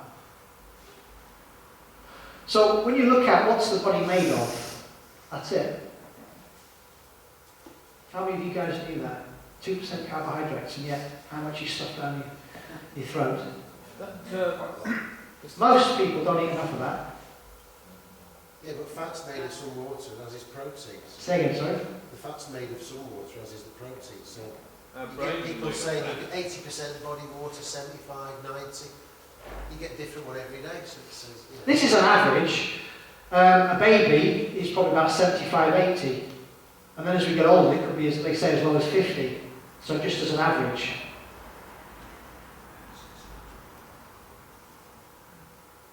Great Chinese proverb, I like that. Bit of homework, John will have seen this before, that you can do for yourself, and this one's just as powerful as anything else. The gentleman who's now left, he wanted to know about food. So what I could get him to do, if he was here, I reminded him to write down, or to put little crosses on those foods he has, which are Mother Nature's. So Mother Nature's would be things like, with eyes foods, that you chase after with a bow and arrow. Chicken, poultry, fish, and so on. Apples, fruit, vegetables, all that is Mother Nature's food. It's been on the planet for thousands of millions of years. Party foods, what kind of party foods? Crisps, sausage rolls, sandwiches, you know, all that. That's party food. Yeah, junk. Goals, chocolate, well, you're probably over here now. Don't judge yourself with this. Addictions, if you can't have a day without doing something, like chocolate or caffeine or whatever it is, then it's an addiction. And all what you can do throughout the week is just put a little cross in that box. This is what you guys can do. This is empowering. And then you can tally it up. There's an example here, 60% Mother Nature's food, 25 and so on. So then my question would be, well, what percentage do you want each area to be? If you say, well, I want to eat more Mother Nature's food, I want to eat less party food and obviously less addiction. Okay, so what changes are you going to make in your life? You do it, that's the empowering bit. I see a lot of people here, a lot of people who go visit various practitioners that don't teach you how to fish. I want you guys to do this. Record what you eat and when you eat. Those are the two factors, what and when. And generally speaking, if I'm working with somebody who's been labelled with cancer, they don't eat 4 hours before going to bed. So there's nothing pretty much in the furnace. I call this the first brain. Would you class the difference between what you eat, like supermarket veg and organic veg? Would you go to that degree with it? It's working with the individual, doing the best. So at the top of the chart here, getting to know your local farmers, as organic as it can be. Even organic is still falls short of what's because of poor husbandry, because we've taken more than we put back in the soil. Because you ask any man, he'll tell you the most important thing on this planet is the first 6 inches. Seriously, you ask any man, he'll tell you first 6 inches, because they know that in the soil. That's the most important thing we have on this planet, and it's reducing. And the next big world war, who knows what it's going to be about? Nope. Water. That's going to be the next big war. It's going to be on water. Fresh water. So, but we can, this is all about you as an individual making the smartest choices you can make and understanding to, well, okay, that is an addiction, and just let it go. But if you want to change it, you've got to make those changes. In other words, you've got to change the meaning of what it is. And if you cut it out of your life, it leaves a void. You need to fill that void with something. So if it's not caffeine, what are you drinking? Chocolate? Coke? Yeah. Sniff it too. Simple one that you can do, costs you nothing. If you want to find out, this is a simple form of kinesiology, if your body agrees with the food. I went on holiday, as you do, with my wife, a few months back now, before the second one was born, and I bought some orgasmic Welsh cheese. Loved it. Got home, and it took me 3 days to figure this out. I've never had a headache in my life, but my left eye just felt heavy. It wasn't a pain, it just felt heavy. It was almost like I'd had a mini stroke or something. And it wasn't, I realised it was the cheese. And yet, I enjoyed eating it. But if I'd done the pulse test, I would have figured it out. I didn't, because I like the taste of it. So where in your life are you doing that? You're chucking stuff in that the body doesn't want, doesn't like, because you're addicted to it. And you put in what else in your coffee. Because in my opinion, I'm not biased, the most precious thing you people have on this planet is your health. Because once you've got your health, which actually equals your wealth, you can then pass that information on to your children. Not by telling them, just by your being. So, again, send me an email, I'll send you the form for this, for the pulse test, yeah? There only is one, molecular chaos, that's what it is. There's only 2 ways of creating it. John knows this. Hey, John. British average diet, standard American diet, caffeinated, refined, alcohol, additive or processed products. 95% of what they sell in booths as the Morrison is dead, dysfunctional crap. It's got a shelf life, it tastes good because it has a class A drug called sugar in it. Wake up. What do I do? What do you require? Relax to heal you, stopping you from making yourself authentic, vital you. What do you love and celebrate? Here's a good one. What do you love and celebrate about yourself? Here's a question actually. What does fun look like to you? Joy. But give me an example of being enjoyed or fun. Best language in the world, laughter. So, either listening to a comedian or being in the environment of people laughing. Do we spend our day doing that? No. Should spend some moments doing that, even if you look in the mirror and do it. So whatever it is, whatever fun looks like to you, because most of us being British, and I know this, we will wait until we're retired. The kids leave the home. The mother-in-law. Yeah? Don't wait. All waiting causes suffering. Do it now. That is the invite. Do not hold back. And what others think of you has got to do with you. What others perceive of you has got nothing to do with you. I'm not saying you don't listen to them, but that's their opinion. Who's heard of Ho'oponopono prayers? Yeah? Thought you might. That's what it is. Whatever it is. And if you say that to yourself as a mantra to reach enlightenment, you feel so much more at peace. You don't even need to focus on your breathing. Any questions? Magnus, Apart from that one there. if a type of food makes you fart a lot, would you say it was bad for you? Smart question. No, Here's the deal, and we need to listen and hear this. Okay? It is normal and natural to break wind up to 15 times a day. I'm being that accurate. And again, it's one of those things. I know one of my mentors took on a client who went to the bathroom every 30 days. The gentleman is out here like this, but as a child, they were told they had to, this is called a mimetic, a meme, yeah, Rhymes with Cream. Read the book, The Selfish Gene by Richard Dawkins. It was passed on his family that on a specific Sunday, they had to stay in the bathroom until they did a number 2, and they weren't able to come out to that. So he conditioned himself from childhood. He was then passing that on to his kids as well.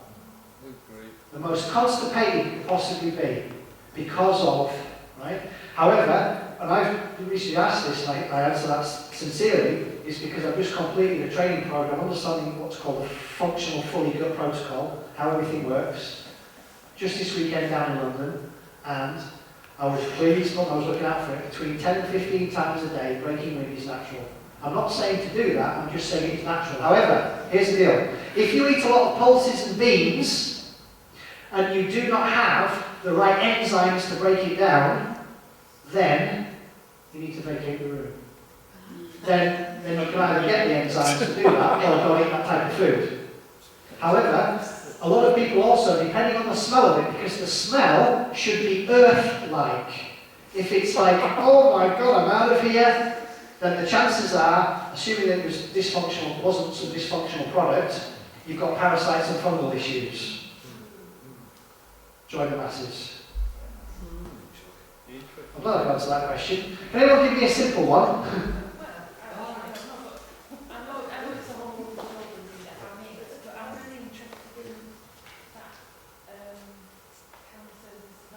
Right. Okay, let me explain. Right.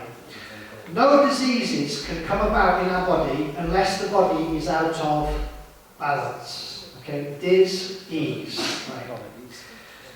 There are, what I'm aware of, 12 fundamental homeostatic controls which allow us to thrive. Let me give you a few examples. The pH of your body. Yeah? The stomach should go down as low as that. Outside, the small intestines could be as high as that. So the body works within twice a day, it should go through 2 cycles of alkaline and acid twice a day. If it doesn't, you've got a health challenge, and those can be measured.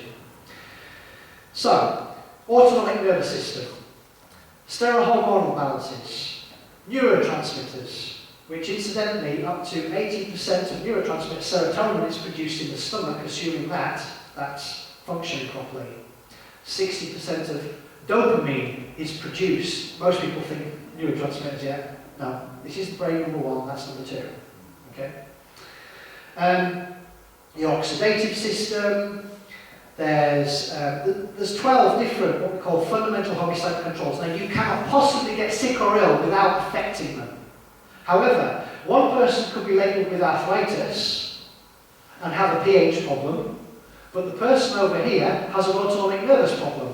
But unless you actually find out Treating that person with whatever you want to treat them with is not the way. Never ever treat the disease or condition.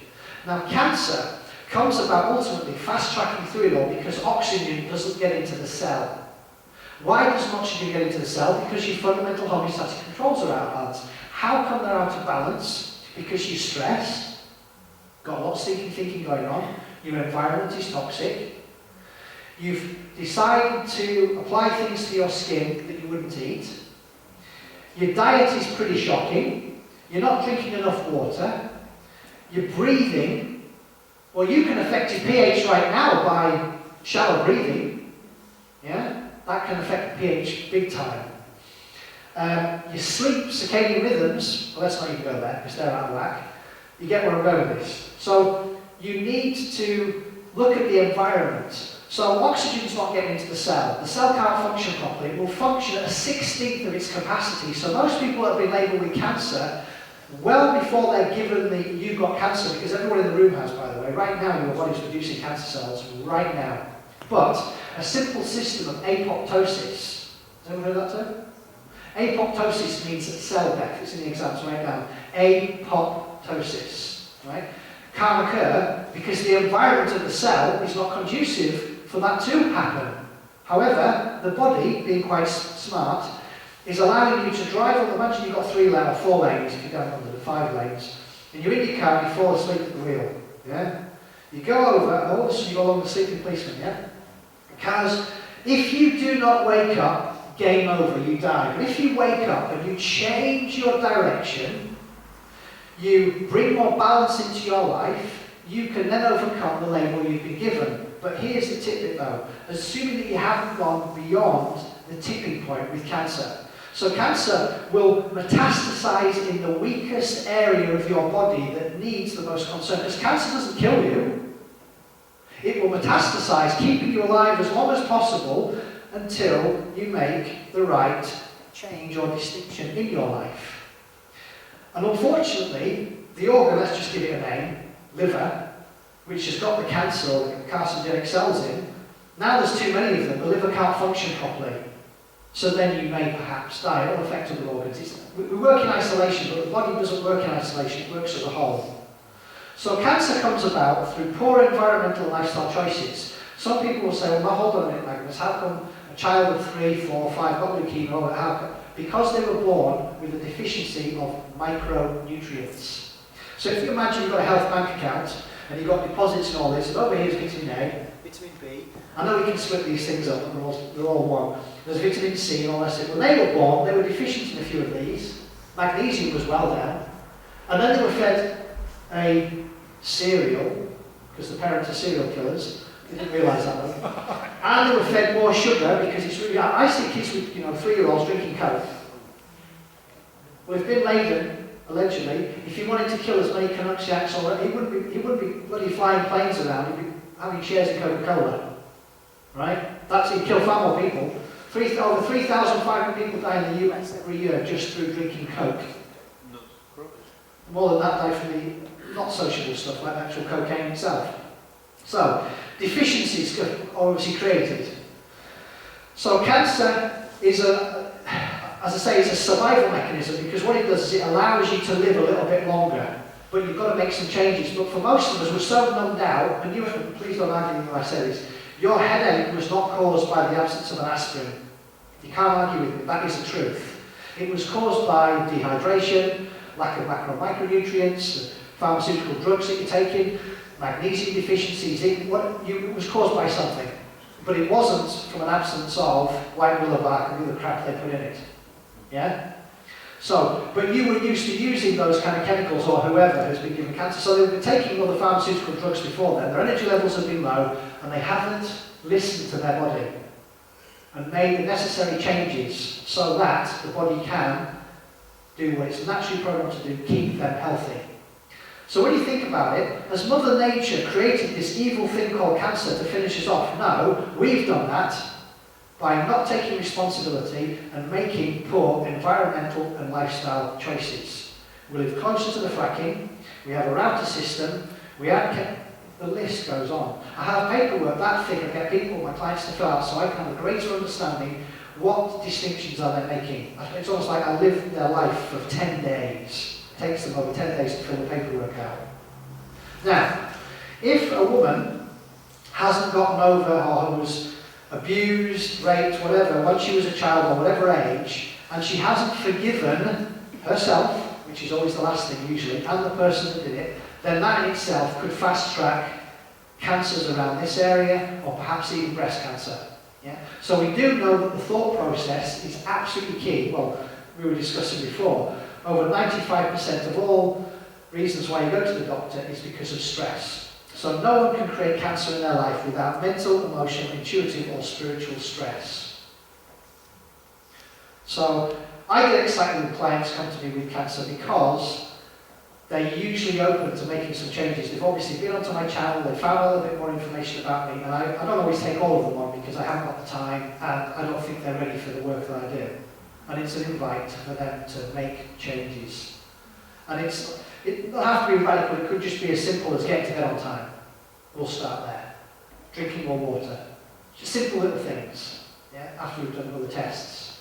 But cancer is nothing to be feared. Even though 1 in 2 of us in the room is going to get it. And it's not me. You've got to die of something anyway. But it would be game over. How many people do you know die in their sleep? Very rare now, isn't it? Instead, they go many, usually decades of crippling. You know, I say to people, why wait to become disabled? Do something about it now. When you can. Because it's far easier to prevent than to reverse. But it is reversible. But a lot of it is about changing their state of mind. Getting over their stuff.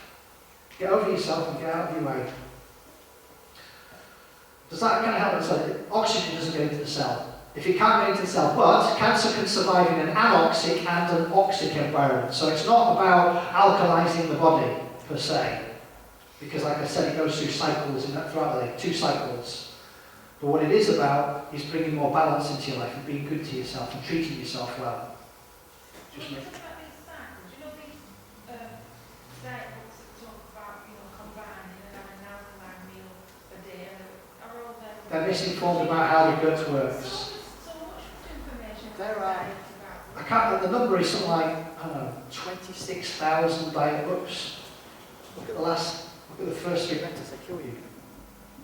Everyone is different. The diet that works for you is different for the gentleman on your left and for the lady on your right. Everyone's different, but you can listen to your body and you can give it what it wants. I've introduced the pulse test to you, but what you can do is eat more Mother Nature's foods of meat, fish, again, treated well, because if it hasn't been treated well, it will affect you, vegetables and fruits. I don't mean to help you, but what if your digestion gets really sluggish? Then we need to find the etiology or root cause of that. Okay? And in other words, there's various tests that need to be performed, and then you need to start putting in, there might be supplementary food first to overcome that. But what you can do is stop the blocking factors, and the blocking factors is the SAD stuff. The standard American, British average, caffeinated.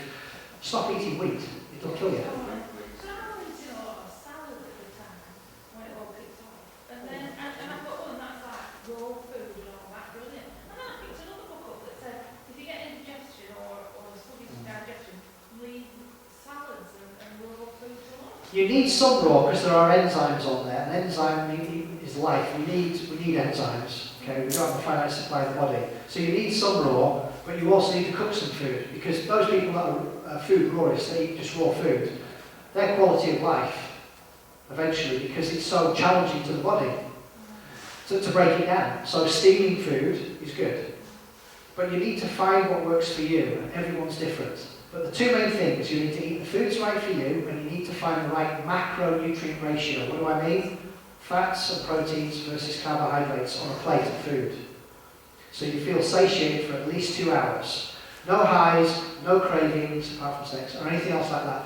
Then you know that you found, but rotate, this is in your exams, remember this, rotate your foods, 72 hours. So, if you had porridge on Monday, although it's a dysfunctional food for most of us, you don't have it again until Friday. If you have chicken on Tuesday, you don't have it again until Saturday. Rotate. Why am I saying that to you people? Because it takes up to 72 hours, assuming you're not constipated, for that food to touch every cell in the body and then to be released. You won't really start with my passion, will you? I've been doing this for nearly 25 years, you see, with food and nutrition, to find out what foods are right for people, and everyone's different. But you know what? Sometimes I find it's easier for me to get you to change your religion than to change your diet. I'm not joking when I say that. That's how, because it's a very personal thing. Just like people that are addicted to their sports. You know, they support Manchester United or Liverpool. Try and get them to change, as if, over my dead body, or religion. You know, very passionate about it. So it's about letting go. You know, if you have a chronic condition, you know what isn't working for you. Any other questions? Is taking baking powder a short step to alkalising? It will alkalise the body, but what you need to understand, sir, is that everything is going to go through into the stomach. And if you are taking something of high alkalinity, which is sodium bicarbonate, then that's going to affect the pH of your stomach. And it doesn't mean, nice idea, that by going then it will alkalise everything else. Again, nice idea. So, if the pH on venous return is 7.45, then Magnus thinks you need to consume water that has about 309 parts per million, which Evian water does. I'm not saying drink from a plastic bottle or drink Evian, that's just one example. In other words, it contains mineral solids and it has a pH which is neutral. So, if you did that, you could try it, but mainly people who are over, and I'm not insulting you hopefully when I say this, people who are over 50 usually have pH challenges with their stomach.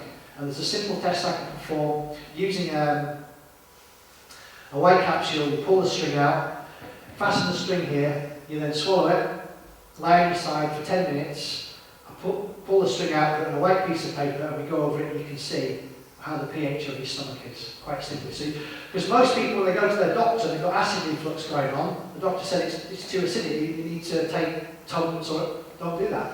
I would say 1 out of 100 it's because it's too acidic. So in other words, 99 people it's because of hypohydrochloria, not because of hyper. But we do the test to find out. I don't like to guess. But no, just drinking sodium bicarbonate is not a wonderful thing to do. Just like drinking Coke, which is very acidic, phosphoric acid. Can anyone ask an exciting, delightful, loving question? I don't know if it's there. I suppose you could sum this up, couldn't you? Your talk tonight is modern life is killing us. Right. By accident or design? Design. Well, let me come with my opinion on this, right? My opinion is, because of what we're driven to, in other words, have a passion or a purpose, chase a paycheck, make some money, a lot of us have become blinded by what we're truly doing to the greater effect in affecting others. So if you got somebody working for Monsanto and spelt it out to them, I sometimes have contacts with a friend who knows all about my passion. I've mentioned many times about him eating bread, right? He's still eating bread. How many times do I need to tell him? And he's already had a myocardial infarction. And it's not just about bread, there's other things he does. You've heard the saying, when the student's ready, the teacher or master appears. It's a Zen saying. No, when the student's ready, we're all students, he or she starts to listen. That's it. And then we make the smart choices. So what's happening is people are climbing that corporate ladder, having to pay for this massive house and the swimming pool that they've got, not looking at the bigger picture of how it's affecting everybody else. Because you and I have been brought up that we need to make money and become successful. Become a CEO of or whatever. I'm not saying it's wrong, it just doesn't serve. So what we've lost is this community spirit of asking the question, how can I be of service, as opposed to, what's in it for me? Most people go, well, what's in it for me? I want some money. Rob will know this with the way I do with presentations. I give my presentations sometimes for free. Not because I'm not valuing myself or prostituting myself, because I believe this information is, I've got 199 94 things on a YouTube channel. This information, again, do your own homework, don't buy into any of my stuff, find out your own truth. Now it could be seen, there's no such thing as a conspiracy by the way, that these people are trying to control and manipulate. That's come about through understanding a bit more about how marketing works. And that we can, because we are all pretty well docile. And what I mean by docile is not stupid. Look up the word docile, it means willing to obey. And that's what we do, we're just willing to obey, to fit in, to gain approval in that circle of friends or community. So the more of us that switch off and stop reading, that's how we vote powerfully, and then we don't need to fill our minds with that BS. What I mean by BS is a belief system that doesn't serve us. If I was the New World Order, if I was part of this group of people that was running the planet, ideally, I would want a population to do exactly that. And so it can be seen as that. From one point of view, I'm not arguing with you, it could be seen as that's what they're doing, but I believe a lot of the people obviously that are working for them are unconscious, they're not aware of it. It's not malicious, in my opinion, it's not a malicious thing. They're useful idiots. And it could be seen as, but remember, once, John remembers this, I gave a presentation one on how to prevent and reverse all chronic diseases including cancer. It was in Grange. And I came in and I took my clothes off. Now some people walked out, and some people laughed, which was good. And one lady said, John remember this, one lady said, if my husband wears those boxer shorts, will he have a body like you? And that broke everything, right? But what's my point? It's about the judgments. And all I do, because it's a huge topic as well, judgmentalness. We're always forming these judgments. Yeah, I'm better than you are. No, you're not. I'm worth more. No, you're not. We are all one. And so I think also it's an insidious thing that we live by what we call the golden rule. Do to others as we have done. Well, what a stupid rule that is.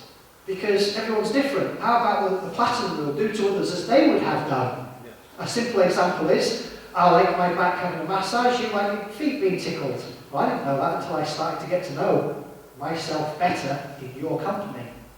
So it's just about letting and accepting things, but realising to play your part. But when you get angry about something you don't want, you will create more of what you do not want. And you will find it. Wear the glasses. We've got the gentleman before who saw all the features of life. All you need to do, I conditioned him, I brainwashed him to delete every single other thing apart from the red seats and to focus on brown.